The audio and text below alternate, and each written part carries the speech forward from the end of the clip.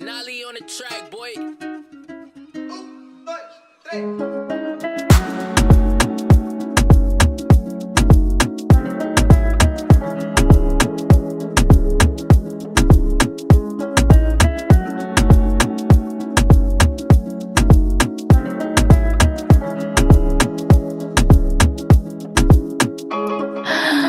Hey everyone, look at that mate. Welcome to another episode of Mate con Franca. Cheers, mate cheers. I'm so excited to be here. Welcome. Make sure you're following us on all the socials. Mate con Franca, Dr. Franca, Ph.D, Chicklet Podcast. We'll say this again at the end, but you know how podcasts work. We got to say it at the beginning too. I'm so excited to have my second guest on here. Brand new podcast, but I'm not brand new to y'all. Y'all should be listening to Francamente too. And without further ado, let's do it. Let's go. Let's talk about mate.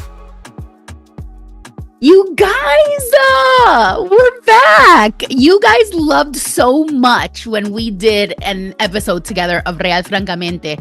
And by the way, we're doing another one for Chicklet Podcast. So like sit tight because the Franesa content is not over and not even close. But I'm so excited to have Vanessa here today of Chicklet Podcast to talk about some fun things. How are you? Welcome. Hi, I'm so excited to be back. I feel like the internet needed us. For real. They loved us together the first time. They love everything that we post on social media. So like we have to give the people what they want, you know? We have to give the people what they want. Literally, like the people are asking for, they're banging down our door to be like, more content together, please. So like, here we are. We're giving the people what they want. That's it. That's it. Oh my God, I love us.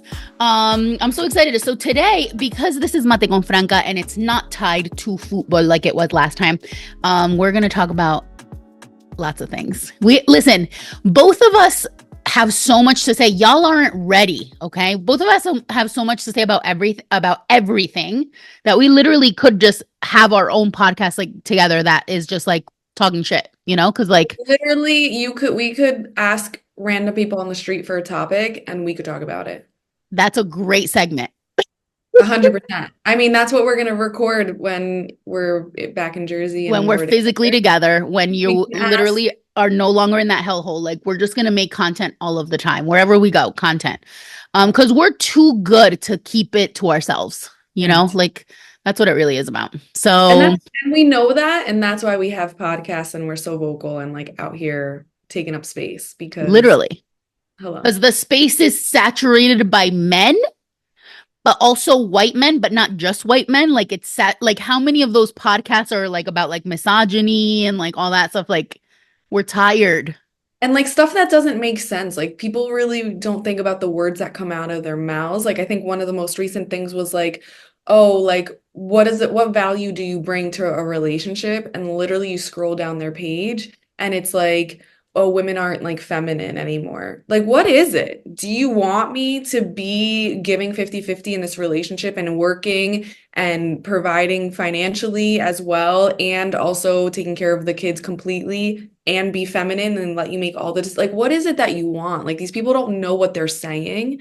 And so that's one of the reasons why I do my podcast is because I'm not saying I'm right in everything and like, oh, everyone should listen to me and I'm this fucking like, I should be the president of fucking the world. Like, that's not what I'm saying. But it's like, I am intentional about the things that I think about and the words that come out of my mouth. And I think that that's super rare. And so that's why I'm like, you know what? I'm going to fucking do this podcast because we got to be thinking, you know? 100%. And I am saying that. I think that everyone should listen to you.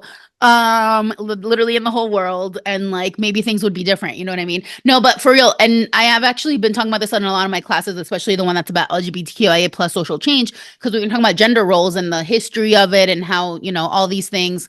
But the point is that like the discussion with my students is around this of like men, genuinely, this was the takeaway from last class. Okay, men just hate women. Right. They just hate women, and no matter what, they're going to find a way. They act like they love us because they want to fuck us or whatever it is, or they have a sister or a mother and they think that means they love women. But the reality is they hate women. They love men. but they can't, Love men. but then they can't be considered gay because then that's also whatever. So like it's like the perfect storm of they want to shit on us all of the time, no matter what, under the guise of being like, yeah, so like this is something we've talked about before, but like how if you want to be like, oh, I'm a man and you're a woman and I'm this and you're that, then fucking pay for all the shit then. Because you also don't want that. So like back in the day when women were barefoot in the kitchen, like they weren't working. So do you want to provide for a family in 2024? By all means, you're not doing that though. You're No. not doing that though. Not that that would entail that we have to No. go into that role, but it's the hypocrisy, right? Of the same people saying this, asking for people to like pay 50-50 or like whatever. It's like you can't have it both ways, bitch. Like I'm tired. I'm tired too, girl. But we're here together and we're out here doing our best to make like a We're out positive change. here. We're changing the world. Yeah, I think so. Let's not act like we aren't. Okay. I'm tired of acting like we aren't because I'm like, oh, I'm so humble. I'm so humble. And like, I literally was a finalist for the Women Changing the World Awards twice. So like, no, we're changing the world. Like, we're no more humble. Like, I love that. I know. And, I just won that Latina Influencer Award. And you I say see? that to say that I also won, I didn't win. Three students in 2019, three fifth graders nominated me to be the coolest teacher in the school. So that to me is on the same No, level that's of winning. That's like three like fifth graders liked me. Hello, I won. Like fifth that's graders are very hard to please. Okay. Like they think they're too cool. They're like in that space where they're like every adult sucks. So like that's a huge win for what fifth graders to like you. what I'm saying. So 100%. we're 100%. not new to this, is the point.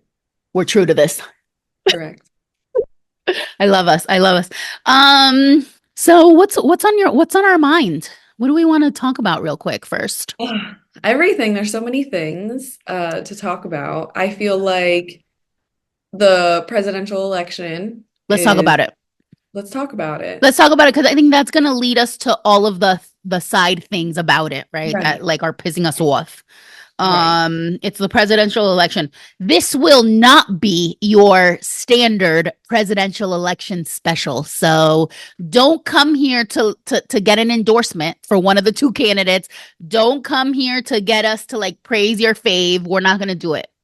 No, no. But I think that maybe we should start with the more obvious one, which is, should we start with Trump or not talk about it at Yeah, all? yeah, no, yeah, we can. Look, and here's the thing, and I know what like let's mention why that's a question, right? Because like the reality is that too many people talk about Trump and make that their whole personality and act like it's in any way resisting to be against Trump. Let's get it straight. And this is something we both agree on. But I'm not saying that like to put words in your mouth. I'm saying that because we've talked about it, right? And like you can talk about it. But the bare minimum should be to criticize Trump. We're not like, if you're criticizing Trump, you are literally just doing the bare minimum for That's existing as a easy. human being who cares about others. Like, it's not a personality trait. We're going to talk about it, but like, those people that make their whole thing about how terrible he is, but use that to praise their own candidate, that's where we're like, right? But like, of course, we have to talk about how much of a horrific human being he is, 100%. I don't even know where to start with that. I mean, there's just so many, there's years of it, from 2016 and from before that as well, but like just in the way that he has made pretty terrible decisions and like the shit that he says and the way that he speaks about people with disabilities. Mm, Let's start there, like that's mm, one of the like demographics that he has shit on and mocked. So like I was a teacher of students with disabilities, and that's inappropriate. Like we have to change the way that we speak about people or think about people and include people instead. And that's like not, that's the opposite of what that fucking man does. So just from being a special education teacher, like automatically not into him at all. look, that's That disgusting. one thing. That's just one thing. The shithole countries thing is still relevant. Maybe a place to start too could be like these Latino, reggaetoneros that endorse him. They they don't even know really why they're endorsing him. Like they like sure you have like a few $1 million. Like yeah, you have a lot more money than like the rest of us and like they think that they're voting for him to save the like their taxes or whatever. But like you have no idea what you're talking about. Like when we talk about like I think one of the things Trump said is he wants to get rid of tariffs on like things that are imported and it's like okay, these companies are getting their money from somewhere. So if it's not from like taxes or whatever, like it's going to be imposed on the average person. So it's like the like a lot of the policies, like first of all, he doesn't Trump doesn't have many policies that he stands on. It's all about talking shit and being like an idiot. But then the few policies that he does share with us, they don't make sense. And then when people endorse them, like the reggaetoneros, it's like you think that you are endorsing him for X, Y, and Z, but it just shows that you didn't even take it to the next step. You really have no idea what you're talking about. And that's scary because they have millions of followers and millions of kids who are watching them and being like, oh, Anuel likes him, so me too. What? Like that's we gotta be careful. Yeah, there's a massive global issue of like just overall ignorance.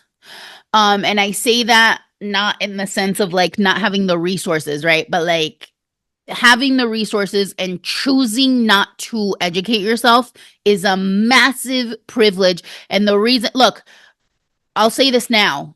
And fundamentally, like, this is one of the things that is at the foundation of all of these issues, okay? Like, fascism thrives on the population being stupid. That is why they not only cut budgets in education, but they ban books. They come for artists who have anything to say of value. So, like, that's not a coincidence. Like, fascism thrives on us watching the Real Housewives. Shouts to the Real Housewives, which I watch. And so, like, my point isn't to say don't consume these things, but the point is that don't only consume these things. You know what I mean? And so, like, a lot of people, first of all, the fact that Trump himself is a celebrity, and this is a global issue, but it's very inherent to the US. Okay. The fact that like we're electing celebrities or equating celebrities with any sort of knowledgeable person on politics is insane. It's insane. It doesn't like it's like it doesn't compute on any level. So now you're using a celebrity to be your moral compass when like they are literally billionaires. And that is a product of Well, us idolizing them. Trump is not a billionaire, he's a millionaire. I wish he was a zero-naire. I agree. I agree, but I'm not giving him anything. I'm not giving him that extra fucking three Right. zeros. No, for sure. I do think that there's no ethical way to be a billionaire, but also there's no ethical way to be a millionaire. And there's no ethical way to really be a thousandaire. Because we're all complicit in capitalism, and that's exploitation. But the point stands of that, like, they don't know what it's like to not be able to afford a loaf of bread, right? And so you're going to take your more not only Trump but the artist or whoever it is, you're going to take that as a moral compass, like, but at the same time, when artists do have important stuff to say, when artists do put themselves out there, when they do align themselves with like other like good values, we don't give them the clout. No. And that trickles down to like smaller creators like us, where it's like you said, like anyone with a mic can hop on and call themselves a podcast and talk about bullshit and get millions of followers. And then the ones that have like stuff to say is like, oh, it's a struggle, and so it's just a constant like battle between how dare you first of all support a celebrity for president, but on top of that, like, he's not even a successful anything. Like, he's not a successful business person. He bankrupted 2 casinos. How do you bankrupt casinos?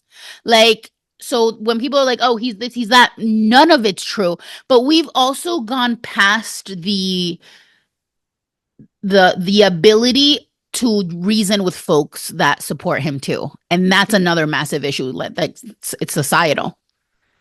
Yeah, and it's interesting because I was actually with someone who is a marginalized person and they have family members who love Trump, and they were they were being compassionate toward their family members and being like, oh, that they really think that their lives are in danger. And so that's why they love Trump, because they think Trump is going to save them. And that's their reality. We have to be like respectful of their reality. And I was like, no, like they don't have to be Trump supporters. Like your marginalized identity, like, I don't want to like say it just because I don't want people to like judge them for it, but let's just say they're Black, right? It's like if you're Black, like you can't change that, girl. Like you're Black, you know what I'm saying? But if you're a Trump supporter, you can change that.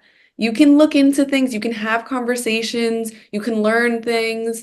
You can step outside of your little bubble that you're living in. Like you have the ability to leave that. And so that's not the same thing. Like I think it's really interesting. I'm all about giving people compassion, but it's hard to give Trump supporters compassion when they are actively working really hard to be racist toward other people and harm other people. I'm not talking about like uneducated people that like are extremely poor and they don't really know otherwise. That's not what I'm talking about. I'm talking about people in like North Jersey where it's like you have money, like you have access to education, you have access to a diverse group of people, and you're choosing to not. Like that's my issue. Like that's Willful ignorance. yeah. Willful ignorance. And that's the thing, is that like that's the issue with co-opting language of like liberation and like therapy, right? Of being like, oh, that's the lived reality. No, like that's not what that means. Like Yeah. that's not what that means. Like it doesn't apply to your choice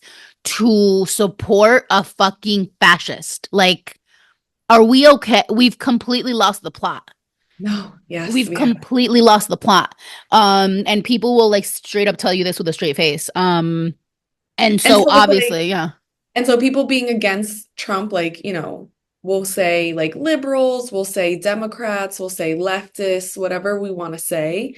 They will, like you were saying, make their whole platform or their whole political identity being against Trump. And that is step one. That's so easy. And I think it's like a cop out to do that when sure, great, amazing, you did step one, but okay, let's go to step two and let's look at our own people, right? Like we are asking Republicans and conservatives and Trump supporters and QAnon people to look within their circles and analyze and think outside the box and grow and learn. But then when it comes to us being progressive leftists, like Democrats, we're not going to hold anyone accountable. We're not going to grow. We're not going to learn. We're going to keep staying here. We're going to talk about Black Lives Matter 4 years ago, and then we can't today say free Palestine. Like 2 plus 2, they don't get to 4.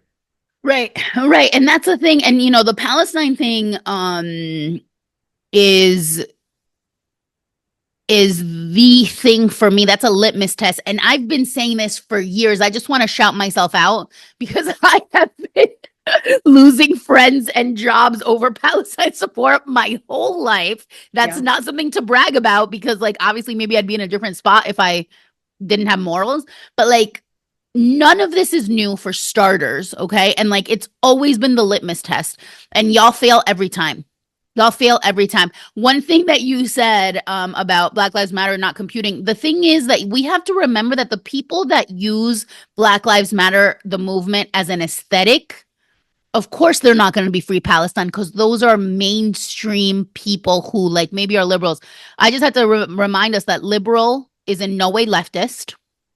And this country does not have a left wing. There is no leftist in this country. The people that people call leftist, like Bernie Sanders, is central left at best in Yeah. terms of the world scale. Like there is no left here. And so of course, in a way, when you look at what liberalism is and what neoliberalism is and what it means, like of course it's consistent. They're all Zionists.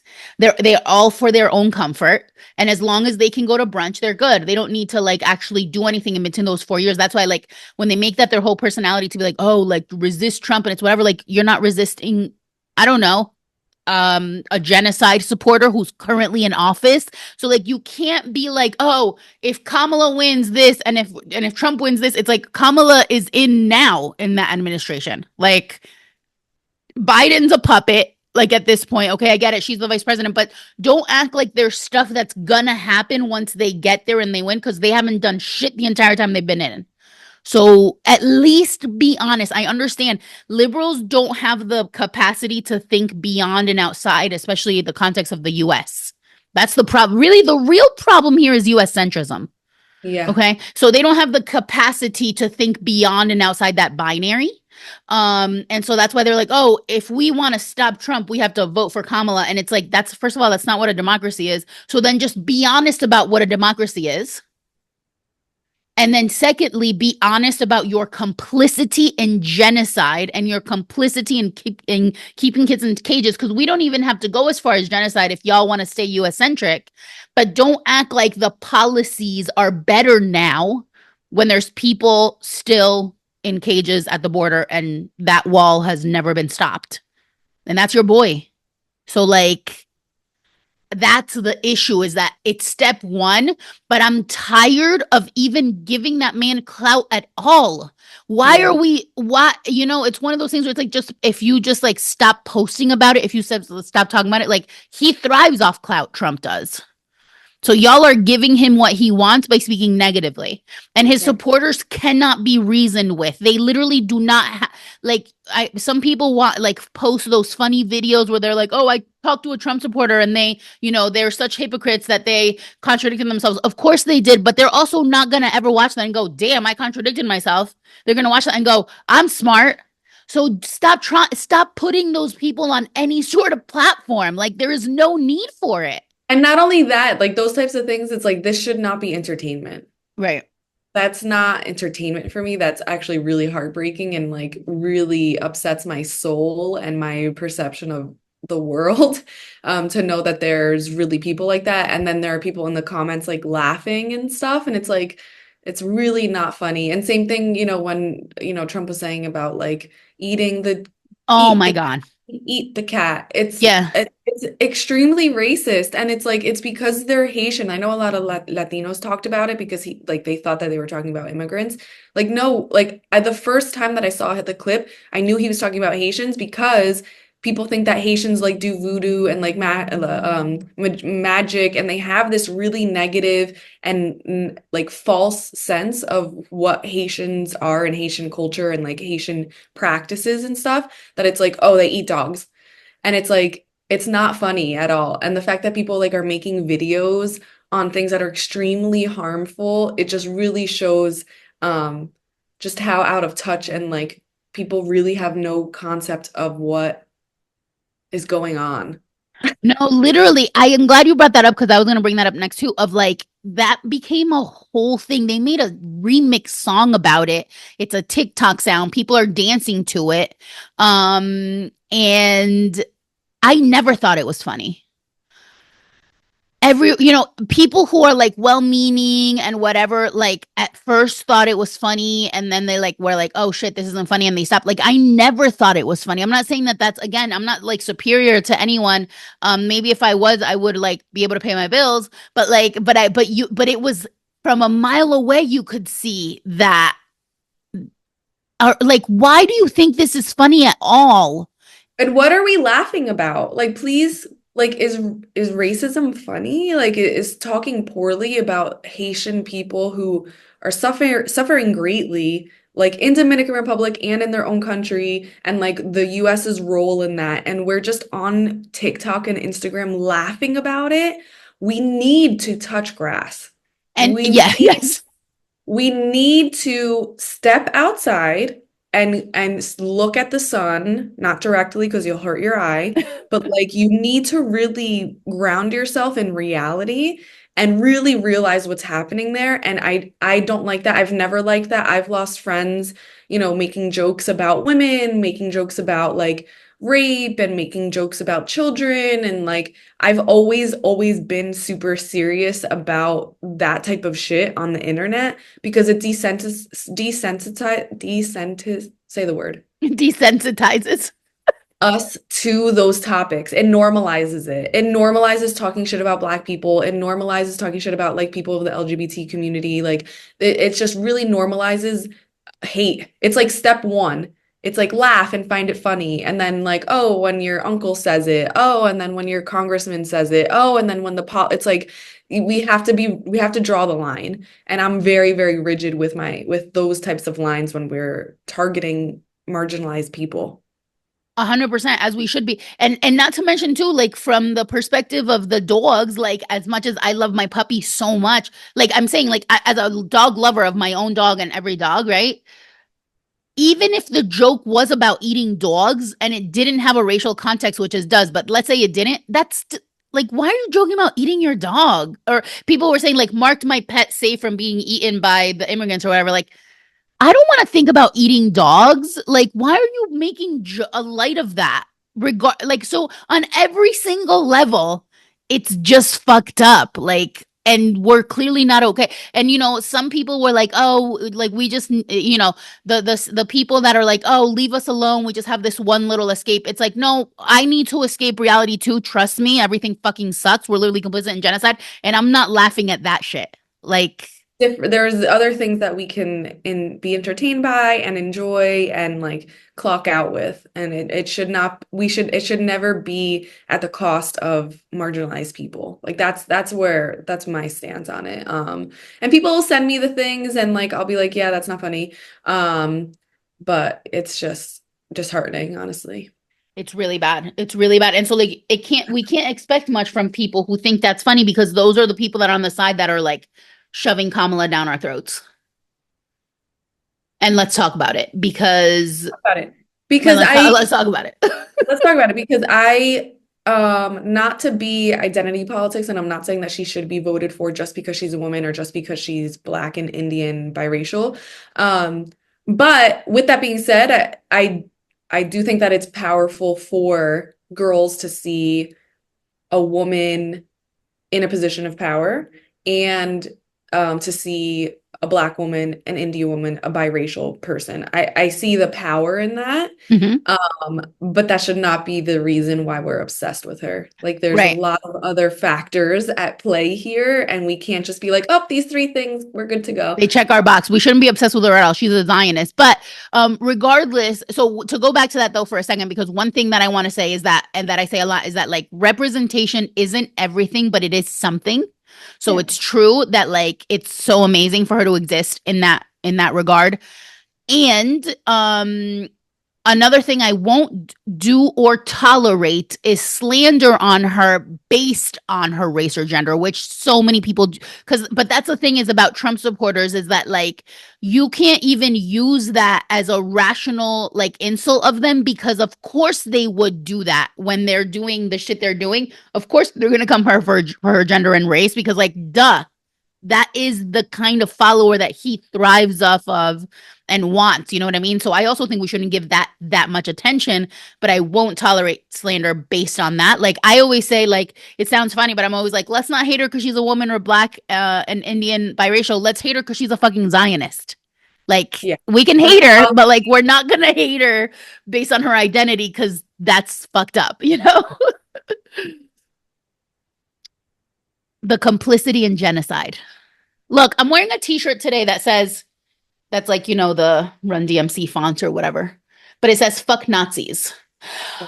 I have this because I frequently get custom shirts when I see something that I like and I want to be emulated. I have my ways, without getting anyone in trouble, of getting like custom shirts made.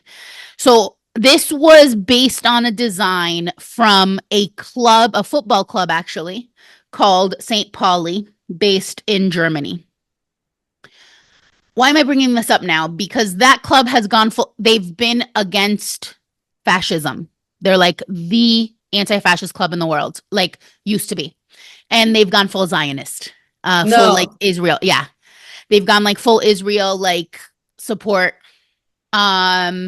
So a lot of their fan bases around the globe are being like, fuck St. Pauli now. They've always been like the like guiding force for any club that wants to take a stance. And now they're like Zionists. Relevant, and why I wore this, first of all, the message stands, fuck Nazis, right? And yet the new Nazis have become the new Nazis are Israel, right? Zionists are literally the new Nazis. And so now we've got a situation where our queen, you know, our boss girl, boss babe, vote for a woman fucking contingent is fine with being complicit in genocide. Not only fine with it, but they're like also just like sometimes they're full-blown Zionists. On some level, some people might say like it doesn't compute. But again, let's go back to what neoliberalism is. It does compute. Yeah, and I'm pretty sure, like you were saying that she's sometimes a Zionist. I mean, I think she said that she gives Israel full support. Yeah. So it's like that's not a sometimes thing. It's No, not no, like she's no. oh, we need to talk, we need to think, we have to like negotiate. Like no, she's like 100% She's a Zionist. good to go. Did I say sometimes? I don't. If I did, it was a mistake. No, I think she's a full-blown Zionist. All day, 24/7, 365 days a All day, year. 24/7. And like, look, we have to pause here to also say before we continue to slander her, as we will, there is no what's the word? Well, there's no true left in this country, that we know. There's no true left, but there is no misunderstanding of course, you know, people are like, oh, I don't understand. I'm so disappointed because I thought Kamala would this is on what planet do you think a Democrat in the United States, which is a conservative at best in the global scale, would not be as people like would not be a Zionist? Like that's why I don't believe in the lesser of the two evils thing. I get that people are like that, but like I don't believe in the lesser of the two evils thing because like evil is still evil. Yeah, and I think that the reason why she's able to even run for president is because she's a Zionist and because she upholds these like white supremacy practices and ideals, and she is part of the system. Like, and I not it is yeah. So the reason why she's able to even do this is because she's playing the game, Mm-hmm. right? So Mm-hmm. it's interesting to me that you are pro-voting. And that's not in any way me calling you out. I Me? just, Me? yeah, you, Mm-hmm. yeah, that Yeah, you, yeah. Go ahead. Speak on it. because the whole system is like the only reason why anyone is able to run for president in the United States is because they play that game that is so harmful to so many people. So it's Agreed. like, so how can why are we encouraging people to vote if anyone that we're voting for upholds these dangerous things? Excellent question. Actually, this was the question that even like had this idea be born between us. Remember, it was like in the summer, and you were like, we have to talk about this, and like we have to like unpack these questions. So thank you for asking that. I first of all will say for the people, especially our anti-conquista followers, I don't encourage people to vote. I'm not one of those people that's out there being like vote or die or like vote, vote, vote. I do vote. I don't vote for Democrats. I haven't voted for no. I don't vote for Democrats for president. I haven't voted for Democrats for president since Obama. That's because I got by Obama. I was young, I was stupid, I didn't know any better. I now know better. Um the reason I still do participate, and look, I vote by mail, and most of the ballot I leave blank because the fact is that there's usually someone that I believe. So here's the thing, okay? Presidential elections are one thing and local elections are quite another. I do think that until we abolish the system, which we do need to do, we're affected by local politics, right? And there's local politicians trying to do good work. Sometimes this looks like school board elections because there's so many fascists on school boards. So if we can have a little bit of a say in like who ends up on a school board, I'll vote. And then things like local, you know, council people, alder people who are actually doing amazing work and even don't identify within the spectrum of Democrat Republican, but unfortunately because of the way the system is, they have to like be on in one of those. Or sometimes people run independent. And so mostly I vote in elections the rest of the ballot that's not the president, right? So I vote in every single election mostly for people that I truly believe in and know personally. okay, that I know their values and they choose to play a game. Look, let me throw this out there right now too. I've been asked to run a lot for office. Yeah. I've been approached, I have been recommended, that I've been told I would make a great politician. And I don't blame those people. I blame because people don't know that politicians are all corrupt, right? So I don't blame them. I get their sentiment is good because they're like, wow, she's so great. You know, just the other day I was like in a presentation and someone put like Dr. Franca for president in the chat, like who's Kamala or like something like that. I was like, oh my God, great. Like I take that as a compliment, but also like, ew, I would never, right? Run for anything at all, ever, anywhere. But I understand the people who are in the struggle and in the fight and whom I know personally and I know their actual values. And they feel that their best way to contribute to society is through politics. And they think they're moving the needle. And those are the people I'll support if I can. I've done like campaign work, I've done like, stuff like that for them. With that being said, in an ideal world, of course, we need to abolish the whole system. For me, until we get there, my way is like protest votes. So, like in the primaries for president, I voted for Uncommitted, the movement, which is a pro-Palestine movement. So I wasn't going to vote for Biden, obviously. First of all, the primaries are bullshit in this country too, but like at least I like did my civic duty and I did my protest vote. And then there's a candidate running for president that does align with my values. Claudia de la Cruz, running for the Party of Socialism and Liberation. And I will vote for her for this election. Because I think the way to get change of the current system that we have is not to not vote, but to protest vote. Because what we need is a more percentage of people who actually participate in the farce, but that do it in a way that shows them like, we don't like either of you and we'll show you. Because the issue right now is that everyone that votes believes in the system.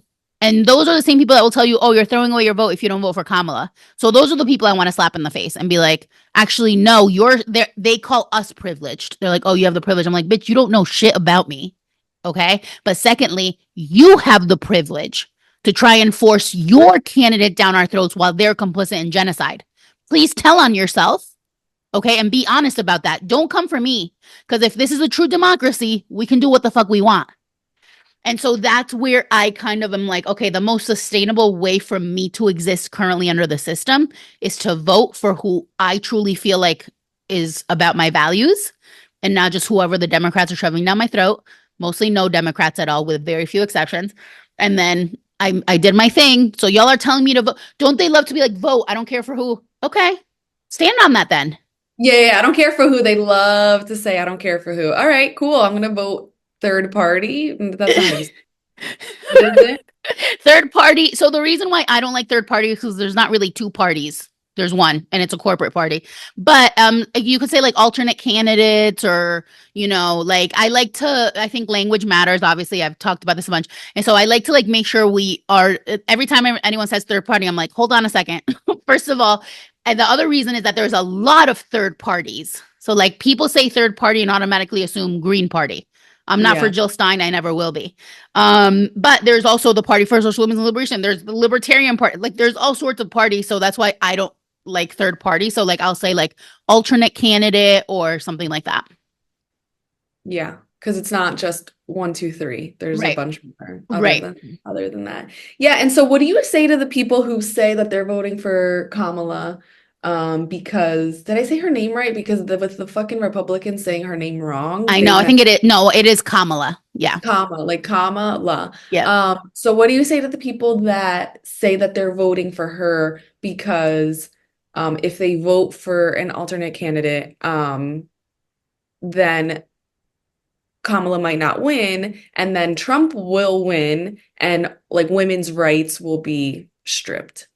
Like they're saying, like with Kamala, at least they'll have their women's rights. Yeah, we won't have genocide ending like with either person, but at least with Kamala, they won't. They'll still have women's rights and be able to still protest because Republicans are trying to get rid of people protesting. What I say to those people is, when was the last time you protested? Show me. Yeah. Show me the evidence of you actually protesting, because no one in this country protests except for people who would not vote for Kamala. Okay. So that's one, right? Where they're like, oh, our right to protest. Where are you protesting? Because all those same people are the first to be like, oh, no, because my job and I have to be careful. Then shut the fuck up. Yeah. And shut the fuck up. If what you think you're doing to make a difference is voting every 4 years and you think that's enough, shut the fuck up. Get out of my life. Don't talk to me. For starters, okay? Secondly, okay, y'all acting like we have women's rights now. Biden's been in office for 4 fucking years and nothing has changed on abortion. If Not only anything, it's that, gotten worse. yeah, I mean, Georgia recently undid a Republican thing where they were like, oh no, like we have to be able to give abortions to women or to people, like birthing people when their lives are at stake. And the following week, they undid that undoing. So now Georgia is back to not providing abortions when the person's life is at risk. So we've got a Democratic president. The thing is, those people are such hypocrites because they're like, oh, this will happen if Trump gets in. Then why has the opposite not happened these 4 years that Trump hasn't been in? Yeah. I'm like, so I mean, look, I'm not always this mean, y'all. So like, don't think that I'm gonna chop your face off. I will do that if you continue to be ignorant. Like, I'll have one discussion with you. After that, anything goes. Okay. But my point is that like, this is like, don't act like Trump winning is going to be the thing that brings us fascism, because we've been in fascism since the inception of this country, for starters. And secondly, don't tell me the things that Trump's going to do when he already did it and Biden did absolutely nothing to undo any of it. So you're gaslighting me into voting for this woman because you think that the other candidate's going to make things worse, when like, what is better right now? And what has gotten better in the last 4 years, especially on women's rights? Those people don't actually have a single thought in their brain. They just have vibes. And they have their little shirt that says vote for La Presidenta. You know how many Latino groups I've been in and Latina groups that are like, oh, La Presidenta, you know, whatever, Latinos con Kamala. Like, bitch, it's not surprising because we know Latinos are fascist too. But my point is that like, that's where identity politics isn't enough. Yeah. So those are two of the things I say. And then I also say, like, I'm not telling you how to vote. I'm telling you how I'm going to vote. Don't come for me. If this is a democracy, if you think voting for Kamala is the way to go, that's beautiful for you. In a free country, great. Do what you want to do. Then you extend me the same courtesy, because I'm telling you the reasons why I won't vote for her. Then don't gaslight me and act like you're doing me a favor or that I'm doing us all a disfavor, when like we're literally in a fascist hellhole after 4 years of a Democrat. So what are you saying? No. Makes my head hurt. Like, It's a no honestly. from me. It's a no from me. Like, I'm tired. This is why I'm like, I'm tired. And Yeah. even for those, you know, politicians I mentioned, who some of them I call dear friends, you know, I have friends that are politicians. Like, when people are like, I have friends that are Black, I'm not racist. No, I hate politicians, but I have friends that are politicians. But like, even to them, you know, to their faces, I'm like, yo, I don't play, like, you know, I do like a little bit of like here and there and like supporting whatever. Like, I've done a fundraiser for a candidate that ran, like, who I very dearly love and everything like that. But I don't by any means excuse their complicity. I don't make excuses for them. I don't blame anyone for not voting for them. I respect people who don't vote. I do try to encourage people to vote and make it a protest vote, but I also don't tell them what to, and like maybe educate them on why that might work eventually, because the problem with not voting is that then you're never sending the message that we want to vote, we just want better candidates. That's the message that I think that it would be helpful to send, and that's why I do vote for alternate party, because I'd rather them know we're voting for alternate candidates than that we're just not going for apathy reasons, because I don't think we should be apathetic. I do think voting is just the first step, and you should be showing me what you do. Show me receipts, timelines, and proofs of what you're doing in between those 4 years to change.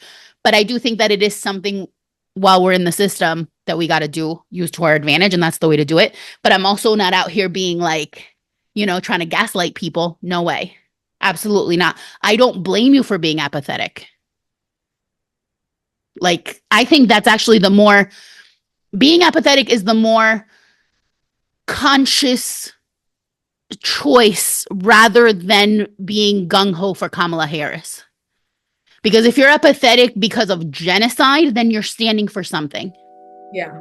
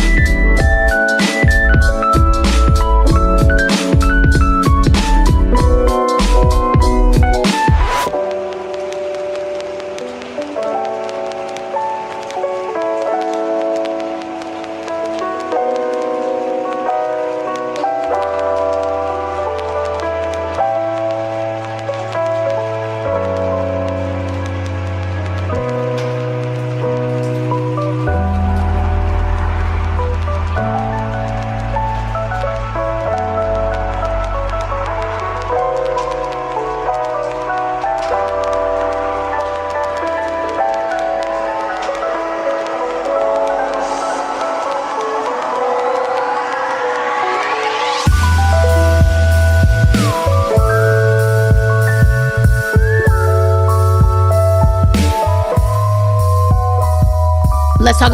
We can circle back this around to like the woman thing, like Kamala being a woman, and talk about like why it is important to like, be unapologetically girly. Yeah, it's interesting because I feel like that's a new concept for me. And why? Well, like, but girly is also not. It's like defined by you. Yeah. Let's bring this in. Okay, hold on. Let's think. And so to like circle back around to, like, bitch, we hate both of you. We hate both of you. But we're not going to stand for the slander of one of you just based on the fact that you're a woman, right? And especially like a Black woman. I like to also combat that narrative by being like, no, I'm voting for a woman. Actually, I'm voting for a Latina. I'll be like, did you know there's a Latina on the ballot? So I use that.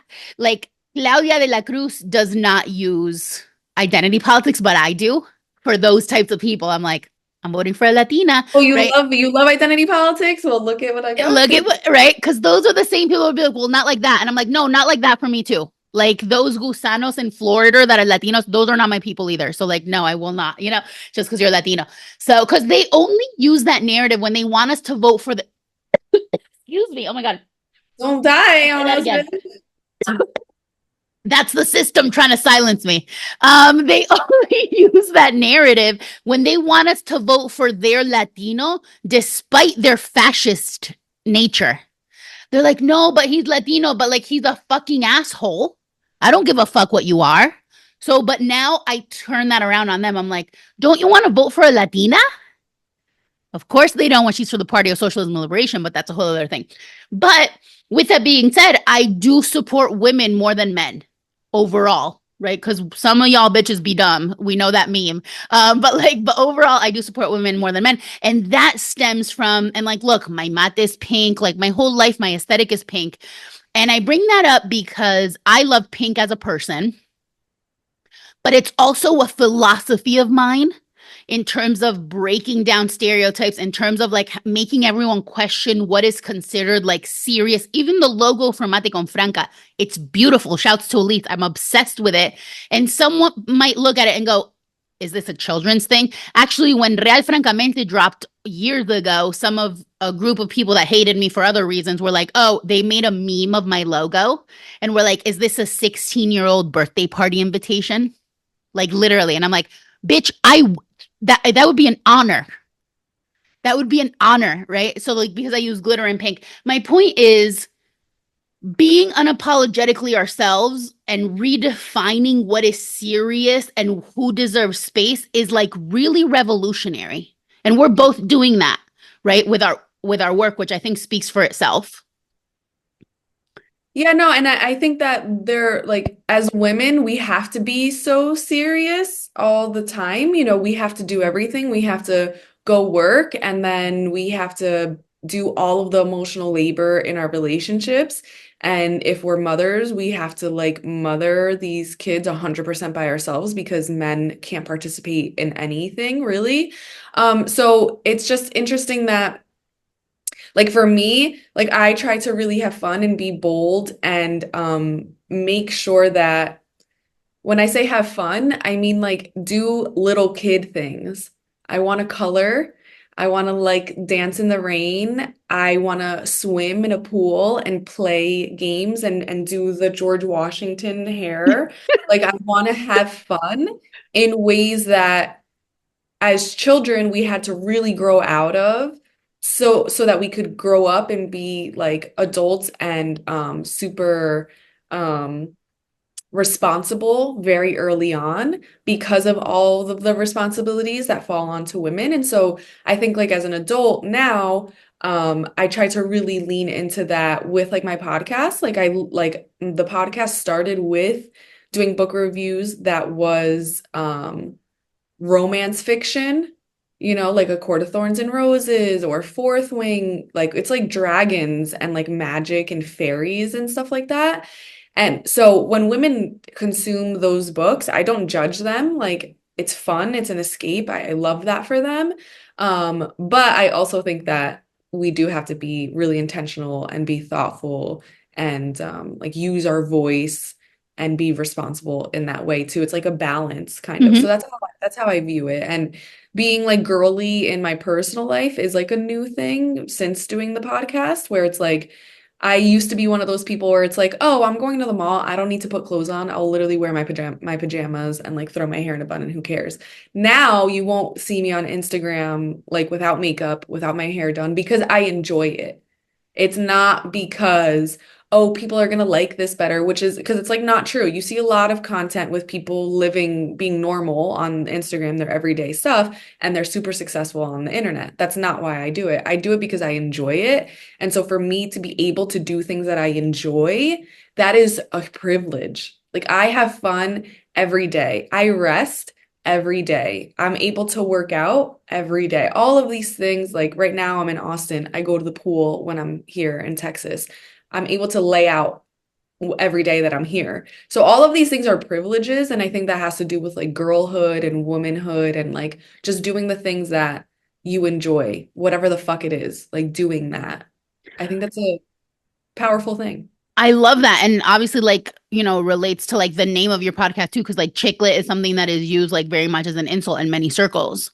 And I also to go back to the having fun thing too, because like men are allowed to exist as children their entire lives and sometimes even encouraged to do it. Like when they're like, think of like the idea of like a man cave or like men well into like their adulthood years, like being allowed to and encouraged to play video games, right? Like men are always allowed the space to act like kids. Like the phrase boys will be boys, which can be used super terribly, but like the idea of it is that like it's they're just a big kid.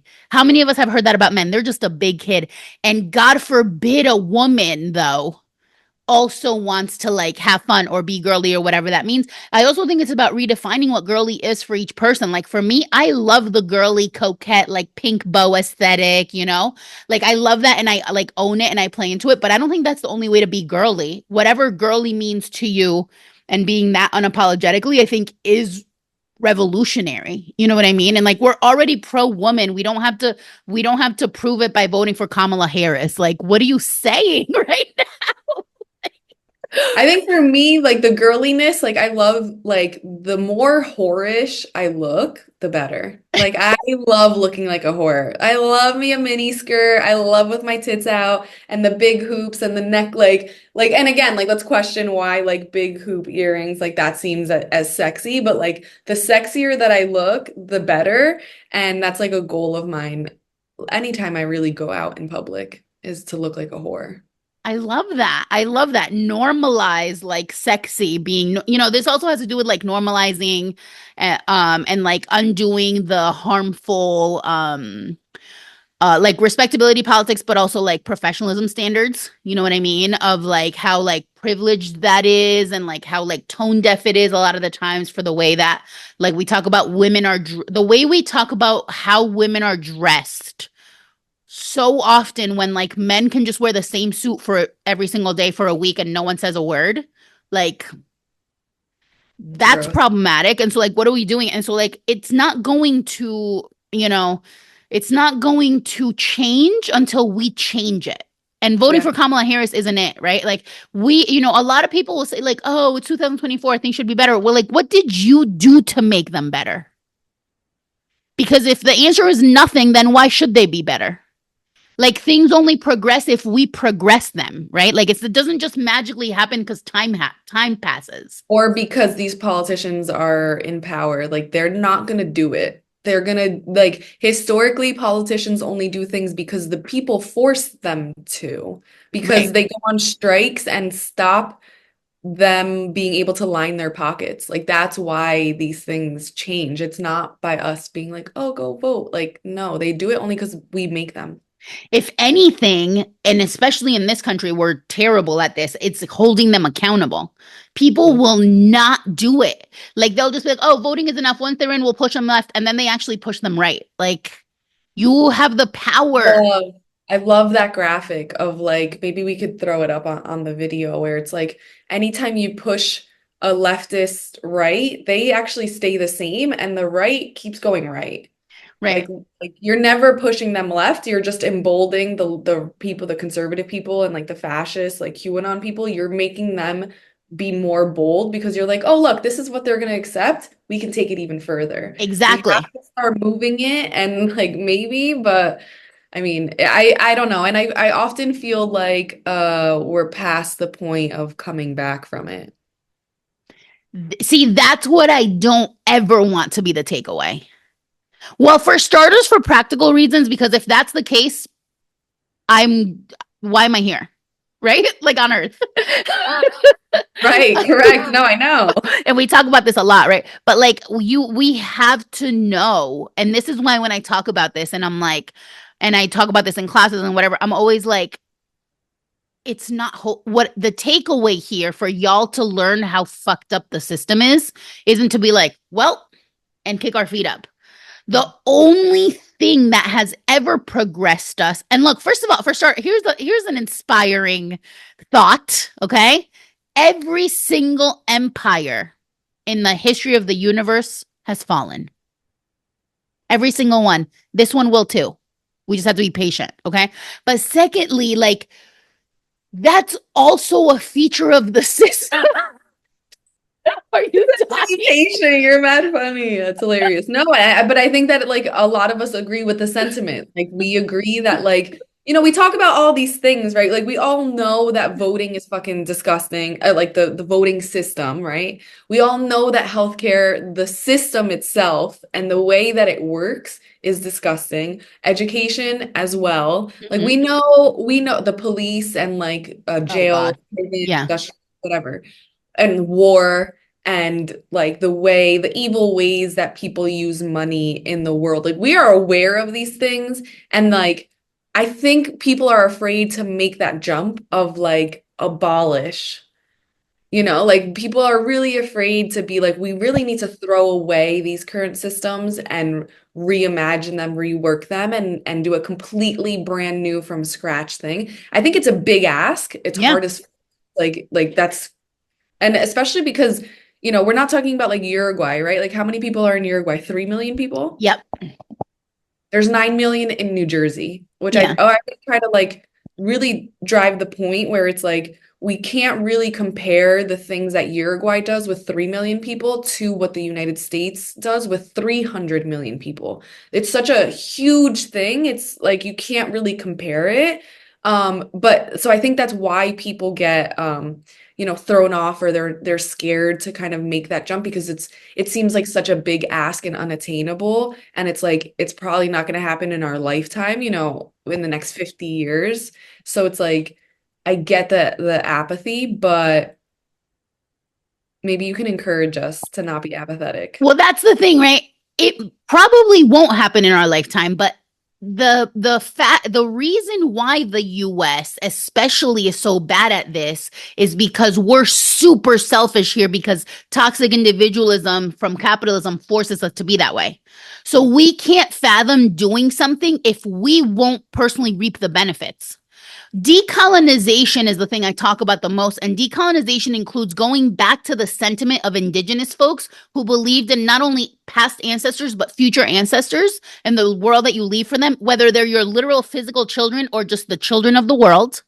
Okay, that's a decolonizing thought. So we have to be willing to fight to the death for something that we may never reap the benefits of, and that's the reason why no one wants to do it here. But Because that's why they're so individualistic that they're like, oh, I'll never experience it, so why would I fight for it? And it's like, because of your kids, your grandkids, your great grandkids, and just the world. Like, imagine, like, look, I think about this is a thought experiment I do sometimes, like, not in every context because it can like be misconstrued, but this is what I like put out there sometimes, right? Like, I'm like, is there a cause? And if I had the money to do this, if I had the grant to do this research as a researcher and go around the world and do this, I would do it and actually have real proof. But my hypothesis is, I have a hypothesis, okay? The question is there a cause you are willing to die for? I'm not saying I mean, obviously it's hypothetical, but my point is, like, I'm not saying abstract. I'm saying, like, if someone came to your door today, hypothetically, and said, if you die right now, Palestine will be free. Are you willing to die for that? I'm not asking for an answer. And when I say this in rooms, I also am not asking for an answer. I'm like, think about this. I'm like, I have no doubt about what my answer is. Because the Palestine liberation movement isn't about me. Although I know it would benefit me because indirectly it's related. But my point is that, like, if someone came to your door, whatever cause that is, maybe it's not Palestine, and they said, I'll kill you right now, and the result will be that X, Y, and Z thing happens, right? Is there a cause you're willing to die for? Because the only thing that has ever changed is with people being willing to die for a cause. Yeah. My hypothesis with this research project is that the answer would be overwhelmingly no in this country, whereas in the rest of the world it might differ. Now, there's all sorts of parameters. I'm a researcher, so I have to give this disclaimer that, like, obviously I know that you have to account for a lot of people who would say, yeah, but obviously really they wouldn't die. Like, that's not my point. Like, fundamentally you would craft this as a real research experiment with different questions, whatever. But, like, my point stands. Most people are not willing to die for any cause. And that's because in the United States, even though we have such extreme poverty, there's still privilege here of so many sorts that people can't fathom truly what it is like to have a cause to die for, because we're so comfortable, because we have iPhones, because we have Nintendo Switch and the Real Housewives to keep us entertained. So we think we're doing great. Their livelihood has never been in question. Like, they've Right. never been afraid. Like, and I've seen this too, like, specifically on this like white guy's podcast, where he was like, your kids have to do dangerous sports because they have to, their lives have to be at risk from time to time. And people were like, oh, that's so true. It's so true. Like, you know how much of a privilege that is, that you're like encouraging like white people to be like, oh, make your kid ride a bike so that they can like feel something, so that they can like that's not the experience of like the people in the rest of the world, and a lot of people in the United States as well. Right. Right. It's only like a small group of people that have those privileges. It's Right. insane. But overall, we are sold an idea that even poor people, there was a very famous quote, and I forget who it's attributed to, but it doesn't matter. The quote says something like, socialism will never take hold in the US because poor people in the US see themselves as temporarily embarrassed millionaires. And that's never been more true. Everyone thinks that they're just one stroke of luck away from being a millionaire, but the reality is most of us are one stroke of luck away from being homeless. And Okay. that's the reality of it. But people are sold this idea of the American dream that they'll make it. And with that selling of that dream comes also the complicity and the comfort. That's why I'm such a proponent. I'm like, first of all, when people ask me, like, okay, what can we do? I'm like, don't undermine the power of just having this conversation and sitting on it. Okay. And then going and like sharing it with someone else. That's the first step. And then the other thing I say is always like, once you see it, you can't unsee it. So I hate to do this to you. I hate to be the one that shows you this because unfortunately you might be sad sometimes. Okay. But that's the beauty of it. It's like, damn, like, let's wake up. You know, woke has been a word that has been co opted, but like being woke is the goal. Like, Yeah. wake the fuck up. You know what I mean? And so, and I love being that person. I love being the person that blows someone's mind. The other day, I did this by sharing with students that, did you see that thing about the rats in New York City, how they're going to get contraception to control the rat birth population? And someone was like, oh, wow, rats in New York City have more healthcare than I do as a woman. That's and people were blown away. They hadn't seen it. So I'm like, wow, I'm in the right circles. Let's get this out to the mainstream. But like, that's such a minor thought. Like, rats in New York City have more healthcare than me as a woman. But like, damn, if it's not fucking true in the richest country on earth, are you fucking kidding me? And then it was a whole discussion. Those people will never think the same way again after that. And it just took that one little like droplet. So don't underestimate the power of talking and listening for starters, and then getting involved. But this can change the world. I have to believe that because the alternative is redacted. Yeah. The moment that kind of made me have that like step into wokeness was 9/11. I was 10. And you know, a year, 2, 3 years later, so 10, 12, 13 years old, there was a measure, there was like Congress was trying to pass something to get the volunteers of 9/11 healthcare because of, you know, their lungs were affected or they got hurt being volunteers. And then Republicans said no. And I was like, what? Hold on a second. Never forget, like, we had gone through maybe 1 or 2 year anniversaries, and they love, you know, to support the American people and this terrorism. And then you said no to getting them healthcare. And they do the same thing with veterans as well. They want to say how much they love veterans and all this money on war and terrorists, and we had to protect against China and Russia, and like, oh my God. And then they don't give anything. Like, Republicans are the ones that tear down those initiatives every single time. 100%. So those But are those moments. And so that's I say all that to say that, like, once you have that little moment, that like aha moment, you can't come back from it. Every single thing that you hear, every single thing, it's like, well, where's the aha moment in this? Like, you look for it constantly, and and it's then always there. it's And it's always always there. there. And I find joy in a certain sense to like being the person that gets to show people that moment a lot of the time in the work that I do.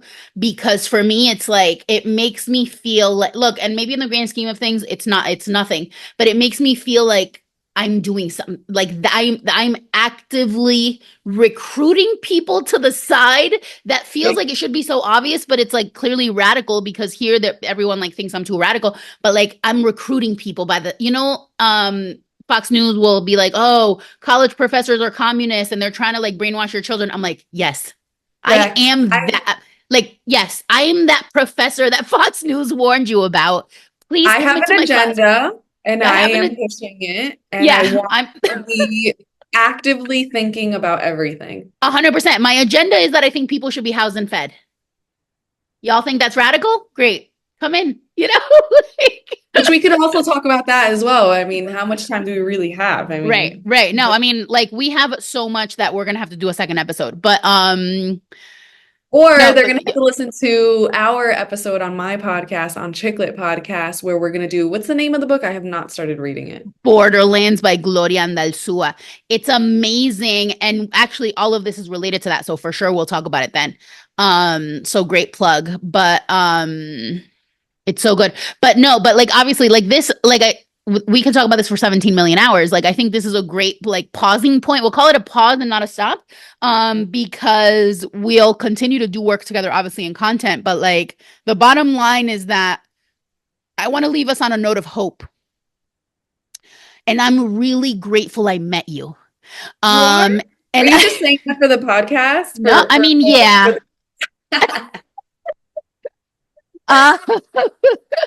I am really grateful I met you because, like, why? It's revolutionary to connect with people besides us being so amazing and so cute and having so much fun together, that, like, to connect with people that get it, because the system wants to keep us apart, and us doing things together and, like, connecting and realizing, like, hey, maybe I'm not alone. That's revolutionary.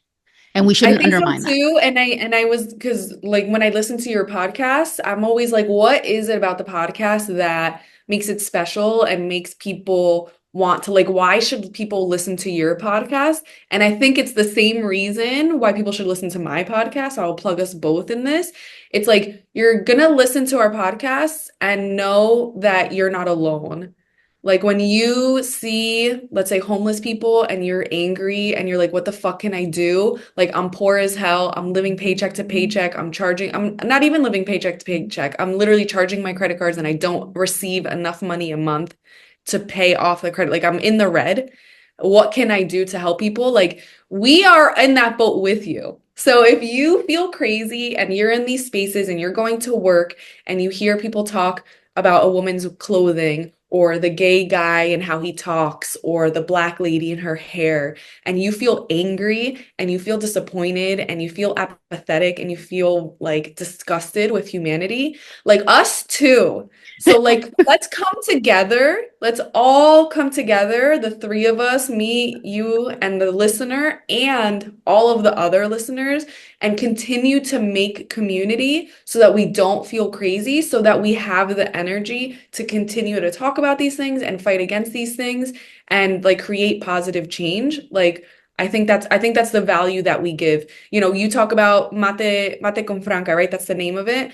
So it's like, you know, we're just hanging, chopping it up, but then you're talking about soccer. I'm talking about books. It's like, I feel like I could talk about couches or refrigerators or pens, and people be like, okay, let's listen. You know, just, it's the community aspect. I think that is the value that we bring. And I agree. Like, I'm glad that I met you, and I'm glad that you know, push me to use my voice and be more direct, you know, because I have the same things, but I've always been very angry and outspoken. And I think that because of that, I'll say the same things, but in a watered down version. And so I appreciate that you're always like, no, be more direct. And I'm like, okay, like, not that I'm going to say the crazy shit that you say, even though I agree, I'm not going to say it in that same sentence. You know, I want to say it in my own sentence, but I appreciate that. And I think that it's valuable and it's important and needed. So. I love that so much. I'm gonna cry. I think this is a lovely moment to do a heart hands, the old school millennial way. Because then, what is this? What is this? That's not a heart. I'm gonna do it the old school millennial way. That's such a cute but little... I'm a millennial that loves Gen Z. I love Gen Z too, but this is not a fucking heart. What is that's hook hands? That looks like a fucking heart to me. It looks like a heart. Ew! It looks so ugly. I think that they look, and look. So this is my tattoo. See? Millennial. I got it last year. Literally, and then they invented a new way to do heart hands. Always rethink your tattoos. Literally a month after I got this, that fucking trend started. But to be fair, this is what I do with my nieces. Like, when they're in a play or when they're playing a sport or when, you know, they're in a car driving away, I'll be like this because I can't yell, you know, if they're in a play. So I'll just be like, I love it. It's so cute. So yeah, I got it for my Justice for millennial heart hands. Yes. All right, y'all. Literally love y'all. Thank you so much for listening. Make sure that you're following all of us. First of all, let's do a quick shout to Red Condor Carlos, who literally did this whole thing for us to, like, get more clout and is, like, so awesome, and we love him. So shouts to Carlos. Shouts to Anticonquista. Follow Anticonquista on YouTube, on all the socials. Follow Real Francamente and Dr. Franca Ph.D. on socials, on YouTube. Follow Chicklet Podcast on socials and on YouTube. We'll put this all in the show notes as well. Literally love y'all so much. Stay tuned for lots more content like this. See you soon. Cheers. Adios. Thanks for watching.